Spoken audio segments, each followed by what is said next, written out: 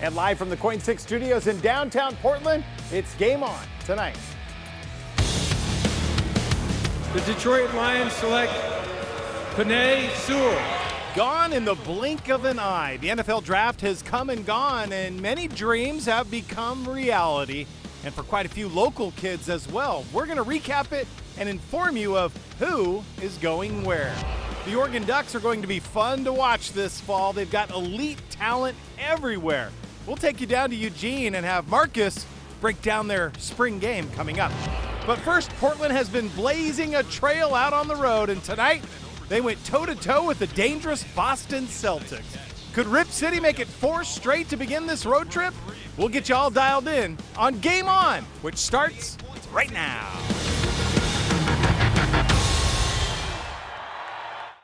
And hi again, everyone. Welcome to Game On as we break in the month of May. I'm Adam B. Arnson. All right, let me lead this off by just blowing your mind. The Portland Trail Blazers, coming up here, are the owners of the second best road record in the entire NBA. Take that in for a minute. Only the Suns have been better. Tonight, the Blazers trying to win leg 4 of their 6-game roadie in Boston. No easy feat, of course, but Damian Lillard and the Blazers up for that challenge. And boy, they'd get off to a hot start thanks to their starting backcourt. Dane got busy early, and he knows he's got to be at his best. Usually when he starts hot, the rest of the team kind of follows. Lettero had it all going his way early. Scored 11 in the opening quarter. Of course, Boston has quite the tandem as well. Jayson Tatum, 24 of his 33 coming in that opening half. And he's fresh off a 60-burger last time out. Portland's bread and butter today, the 3-ball. They made exactly half of their attempts, 19 of 38. Even Nurt got in on the fun. But as good as Portland was, so were the Celts. In fact, they made 20 themselves. Westland's own Peyton Pritchard. He had 3 of them. Pritchard finishing with 13 today, but hey, this was a contest with a lot of runs, but it was tight throughout. Blazers maintained a slim lead until C.J. McCollum and Carmelo Anthony helped save the day. C.J. with 33 as well, and then Melo will knock down this dagger. Portland closes this out on a 9-2 run over the final 2 minutes, and they lock up a 129-119 win. Dame spoke about how this team has turned things around as of late. The biggest thing that we've had going for us is, how we've defended and how we've just kind of stepped it up. I think our minds have been locked in. I think we've been sharp. We've been together. And it's been like a whatever it takes mentality. All right, and looky, thanks to the Mavs loss, the Blazers back in the 6th spot out west, exactly where they want to be. Portland at Atlanta tomorrow night. The aforementioned Pritchard now going to don the swoosh, and he's going to get paid to do it. Pritchard is now signed on with the Nike family on an endorsement deal, becoming the 2nd recent Oregon alum to sign with the sneaker giant after triple-double queen Sabrina Ionescu signed a multi-year deal, that is, just last year. Okay, the end of April is such a treat for NFL fans. After months of buildup, teams basically just restock their roster shelves for the next wave of players that will make up their 53-man roster come this fall. Seahawks didn't have much in the way of picks. In fact, a measly 3 picks, the fewest among all NFL teams in 12 years. But they did address some of the team's biggest needs. In fact, in the 2nd round, 56th overall, Seattle went out and took wide receiver Dwayne Eskridge out of Western Michigan. The 5'9" speedster had 8 touchdowns last season, and he was just a menace on special teams. Drafting him going to add some depth behind DK Metcalf and Tyler Lockett. Remember, both Philip Dorsett and David Moore both left in free agency. In Western Michigan, hey, they've pumped out some nice talent at wide receiver in recent years with guys like Greg Jennings and then Corey Davis. In the 4th, the Hawks scooped up hard-hitting Oklahoma cornerback Trey Brown. Brown led the Sooners in pass breakups in 2018 and 2020. Another excellent option for Coach Carroll to use on special teams. And with the final pick, Seattle, they probably took a little advice from Russell Wilson, and they got some help along that O-line. They select Stone Forsythe out of Florida in round number 6. The 307-pounder started all 12 games last season, protecting the blind side of Heisman Trophy finalist Kyle Trask. The Hawks are going to hold mandatory veterans minicamp sometime between May 24th and June 18th. With the 7th pick in the 2021 NFL Draft, the Detroit Lions select Panay Sewell. Tackle, Oregon. Yeah, that got the party started for Ducks being selected. Panay Sewell, the man that Coach Cristobal called a generational player, was the first Duck or Beav off the board at number 7 overall. Of course, Sewell's job now, protect the blind side of Jared Goff. Sewell's going to be joining another Duck, Tyrell Crosby, along that Lions offensive line. Other Ducks to land new gigs in the NFL. Miami taking a shot on Javon Holland in the second. Remember, he opted out last season. Diamador Lenore, a 5th-round pick by the Niners, and he's going to be paired with former Duck Eric Armstead on that San Francisco D. Brady Breeze, Thomas Graham, each selected in round number 6. Breeze to the Titans, Graham to Chicago. The 4 players drafted from the Duck secondary is the most in program history. And there were 2 Beavs that heard their name called, highlighted by corner Nishan Wright, who will now don a star on his helmet as a member of the Dallas Cowboys. And one I'm still scratching my head over, Jamar Jefferson, falling all the way to round 7, where he's now going to have Panay Sewell blocking for him in Detroit. Edge rusher Hamilcar Rashed Jr. was signed as an undrafted free agent with the New York Jets. And that brings us to Marcus Greaves, who's always got a strong sneaker game right here. Appreciate it. Also a former Beav as well, and our digital sports reporter. Marcus, you said Hamilcar not getting drafted, also a head scratcher. Oh my gosh, don't get me started. Okay, so I'm gonna try and keep this rant short. Is this Hamilcar Rashed? People said the problem with him was he was more of a scheme guy, right? He's only gonna fit into certain NFL schemes, and it's almost too risky to take him, right? He's not that prototype guy that you could just throw in and let him go. My problem with that is this. He was an All-American, right, just last season. Yeah. It's not like you accidentally walk into being an All-American. You know what I'm saying? You don't trip over and fall into being an All-American, man. He had 14 sacks. Like, he was second in the nation in sacks. Yeah. It's hard for me to Two understand. seasons ago, let's be clear, two seasons ago. 2 seasons ago. So now in a weird COVID year where nobody was really sure what was going on, he didn't have the best season, and he falls all the way to an undrafted free agent? Do you think if he were to opt out of this last season, do you think that would have helped his chances maybe? Yes, absolutely. Yeah. And it doesn't make any sense to me now, because now for me it looks like the combine is more important than the film. So you're telling me a guy running a 40 at 4'6", at 6'5", 250 pounds is more important than him getting 14 sacks in a season? Tape doesn't don't make lie, any sense, man. man. I almost threw my notepad. I can't do it. I can't do it. It drives me insane. But the Jets are getting a good one. But they're getting a good. He's going to be a generational guy for him, in my opinion. I mean, the athleticism, the height, the weight, everything he can do, and he just has a motor, and now he has a chip on his shoulder. So expect Hamilcar to come in pretty upset. As they say, yeah. Oh, yeah, he's going to be mad. say. He's on his Tom Brady stuff now. The work begins now. Oh, yeah. Switching to the Ducks now for a second. Who do you think got the best landing spot with their new team? Come on, we already saw Panay Sewell. Yeah. Man, Jared Goff is now, okay, Jared Goff, the problem with him has been, he's been a little nervous to throw the ball, right? You can definitely tell. Maybe it was an offensive line thing or whatever it was, but now you got a guy like Panay Sewell there who is going to shore up at least one side, and that is, listen, guys have said he is a generational talent. Out of everybody in this draft, he is going to be the guy that has the best chance to be a Hall of Famer. If I heard that as a quarterback, man, I'm kind of kicking my feet up a little bit because I'm taking some stress off me, man, because that is going to be nice. He is a great player. We already know. I was just confused why the Bengals didn't take him. Joe Burrow already got hurt, man. So you should have shored up the offensive line, but instead take a receiver. But, hey, you know Detroit was hyped. That's why you saw them as soon as they drafted him. They were high-fiving, chest-bumping. I can't blame him, man. He's a great player. All right, we're going to have you stick around for this next story because the Oregon spring game wrapped up yesterday. No fans allowed in Autzen, but, hey, there was a lot that did stand out in this scrimmage, especially the play from quarterback Anthony Brown, who Coach Cristobal appears to name as his QB1. Take a listen. We think Anthony is the one. You know, he's the one that's leading, but we're not going to let that die. We're going to keep that engaged and rolling as we head into the summer. But that battle for the 2 spot is really tight.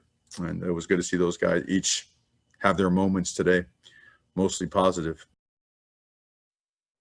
Okay, Marcus, you heard it from him. Straight from the man's mouth. Oh, yeah. He's going to be the guy. Yeah. Personally, I think this is clear and obvious at this stage. Do you think that he's the right call, Anthony Brown, absolutely. to start under center? Yeah, and from what I saw yesterday, he looked confident. He looked calm, collective. I think the offense looked a lot more smooth when he was at the helm of it, right? Yeah. That's the big thing, because last season, the Ducks had their struggles offensively. Obviously, they put in the young guy who had the high ceiling in Tyler Shuck. But, hey, there's something to be said about experience and just having confidence when you're actually on the field and in the game. And Anthony Brown That's what he shows. And yesterday in the spring game, man, I thought he played extremely well, especially, again, for having an odd spring. Everyone's trying to get back to just the normal, right? Yeah, and I think having a season or an off season is going to be good for him. And listen, man, he is the right guy for the Ducks. I'm excited. He was making some phenomenal throws yesterday. The stage was not too big for him, and experience and command of the offense goes a long way. All right, Marcus, only 4 months.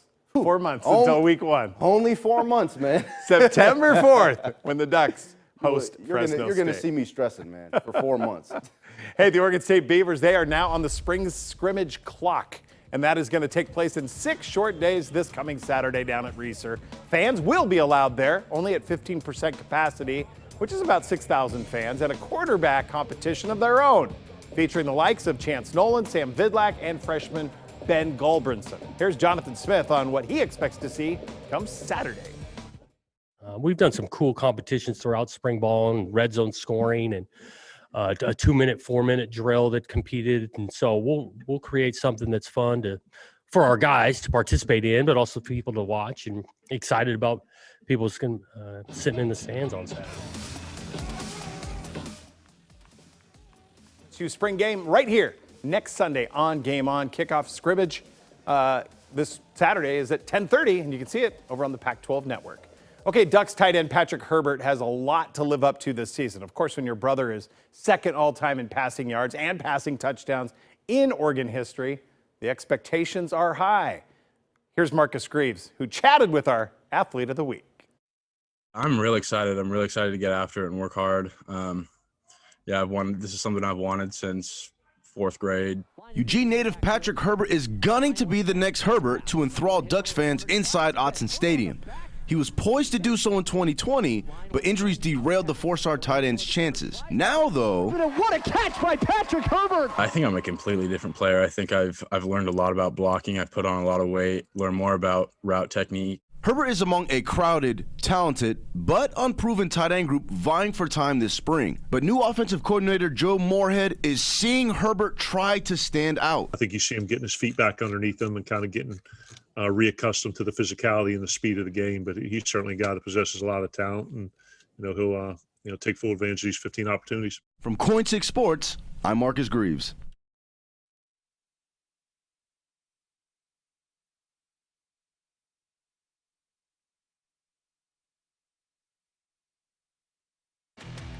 All right, let's take a break. We'll take a timeout when we get back. Winterhawks skating tonight against their rivals. We'll have that and much more right after this.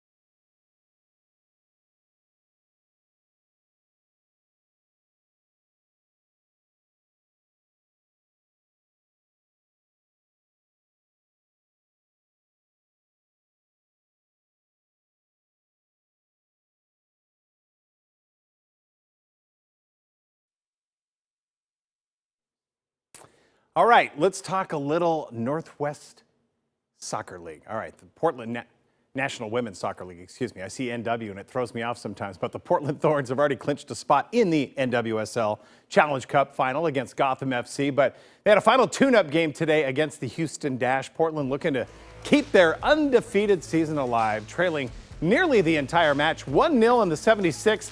That's your captain, Christine Sinclair, who buries the equalizer, and that would be the difference as this one does end in a 1-1 tie. After the match, head coach Mark Parsons looking ahead to their matchup against Gotham FC in the Challenge Cup final. I think our players feel we got a lot of respect for their possession game and also their pace that they have in high areas. There's some really dangerous forwards there and different types of forwards that give us different problems, but they love to have the ball, and that's going to be a big challenge for us, and excited to embrace that. And yeah, looking forward to seeing them. And we've got some great news for you because that Thorns match in the Challenge Cup final next Saturday can be seen right here on KOIN 6. Timbers decided to save many of their regulars for the CONCACAF matchup this coming Wednesday, and it came at a cost as they did get blitzed down in Dallas, but that's okay. They placed more value on trying to become the first MLS team to win a Champions League title than an early season MLS game. Sherwood High alum Hunter Salt made his MLS debut at keeper for Portland, who got their only goal right there in the 62nd minute from Eric Williamson. So now the Timbers gearing up for leg 2 of that CONCACAF Champions League in the legendary Estadio Azteca down in Mexico City. They're going to face Club America, tied at 1 goal apiece. Can Portland do it? We're all going to be watching with bated breath. It all kicks off Wednesday, 7:30 on FS1. They were putting their dukes up in Kent, Washington tonight. Winterhawks facing the hated Thunderbirds, and it's the Hawks team getting the best in this one. Portland's Jaden DeRoe en fuego tonight. 2 goals for the property of the NHL's Tampa Bay Lightning, but the T-Birds would score with less than 2 minutes to go in regulation to steal the day. Right here, they lock it up with a 5-4 victory. Winterhawks will next take on Tri-City on Wednesday. Seattle Kraken have officially joined the NHL, and if you thought that happened already, well, so did I. But the final expansion payment fee from the Kraken to the NHL has now been paid as of this last Friday, so it's now all systems go.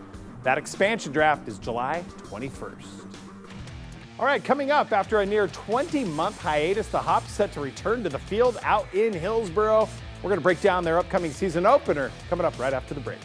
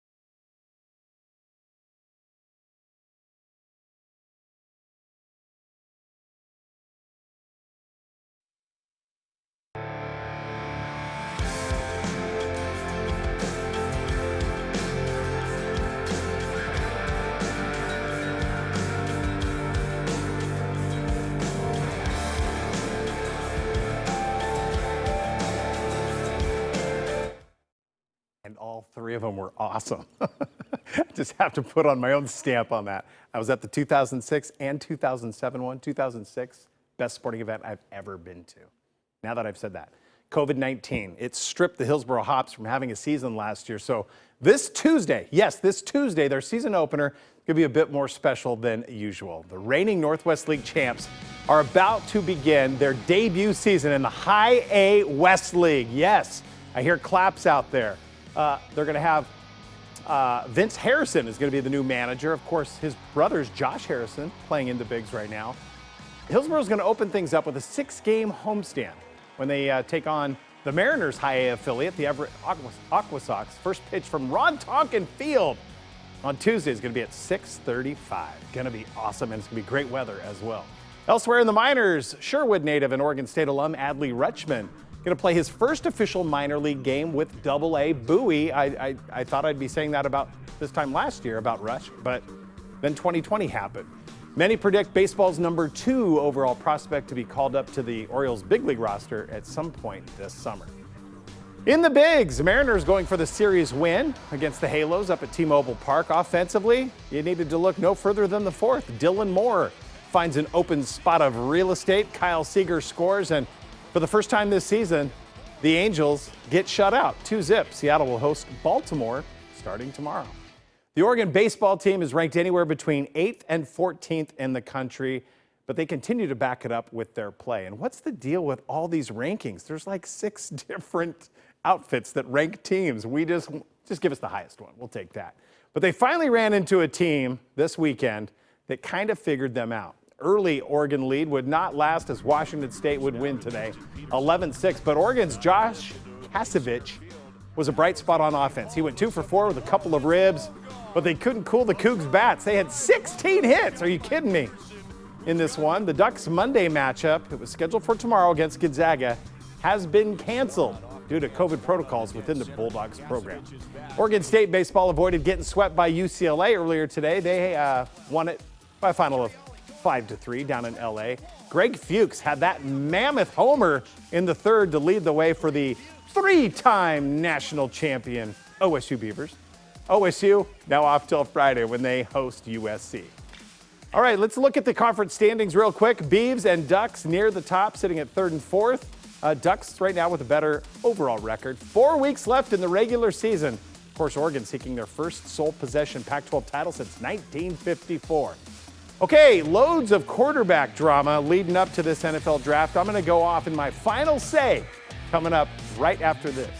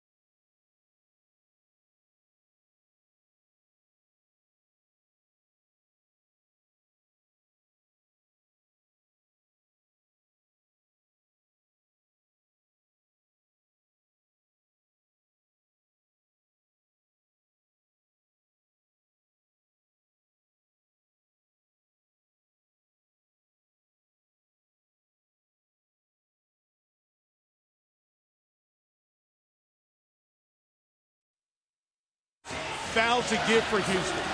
9/10 left. A 3 wins the series. It's Lillard. He got the shot off. Lillard, good! Good!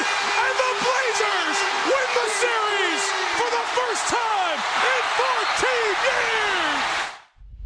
Never gets old. Not ever. Aaron Rodgers, he might be 37 years old, but any team, including the Packers, would be foolish to not want his services. I mean, he is the reigning NFL MVP. But what happens when the player no longer wants you?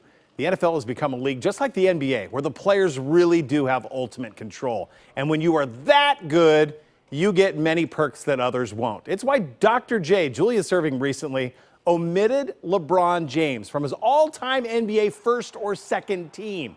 It was because he was the guy responsible for creating super teams. Superstar players attract other star players, and Dr. J is not down with that. He says that should happen organically. But Rodgers listed 4 teams he would like to be traded to.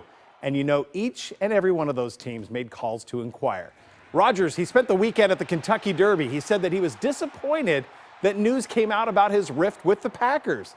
Most aren't buying Rodgers saying that and think it was the Packers leaking all of this info. But we know how A-Rod usually responds. He didn't like the team drafting Jordan Love last year, and all he did was go out and prove it. I can say this, the NFL is undefeated in having a boring offseason.